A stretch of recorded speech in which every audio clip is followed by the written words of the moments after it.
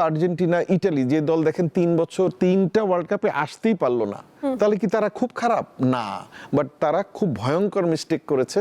তারা মন্টিনিগ্রোর মতো দলের কাছে লাস্ট খেলাটা হারলো নিজেদের দোষে এবং টাইব্রেকারে তারা হেরেছে এবং this is third world cup Italy নাই।